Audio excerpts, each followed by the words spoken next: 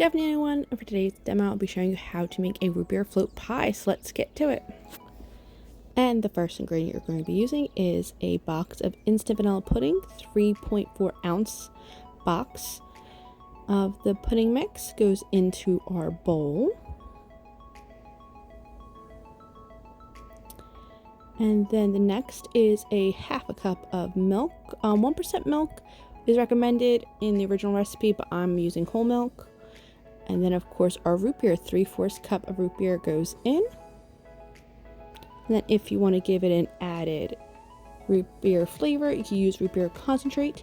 1 to 2 tablespoons. I did about 1.5, but I think you'll be good with 1 whole tablespoon is plenty. And then you want to whisk this up. You want to whisk it for about 2 minutes until it gets thick.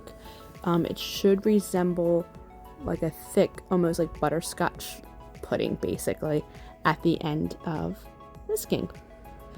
Next, for the pie filling, you're going to fold in Cool Whip or whipped cream into your pudding mix. So you're just going to bring the bottom to the top and sort of fold it over so you're not knocking the air out of the whipped cream. So you're not going to do a stir, it's going to keep folding. About 8 ounces is going to go into the pie filling, and you want to save about 8 ounces to top the pie off at the very, very end. And this is what your pudding mix with the whipped topping should look like.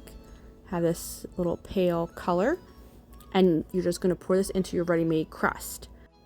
Now, a ready-made crust you don't have to bake, but if you don't have a ready-made crust, here's how you can make it. Crush up graham crackers and mix it with some melted butter, and just press it down either into your pie pan or cupcake liners like I did. I'm baking this for 10 minutes at 350 and waiting for it to cool completely, like so. So once it's cooled completely, just put in your pie filling.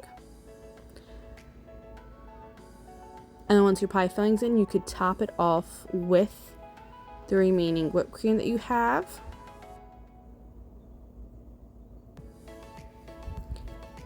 And you're just going to put this in the freezer for about 8 hours. Like I said, if you have ready-made crust, you could skip the whole baking part, but if you don't have it on hand or can't find it, simple solution is that. And after 8 hours in the freezer, this is what your root beer pie will look like, or your root beer cupcake in my case.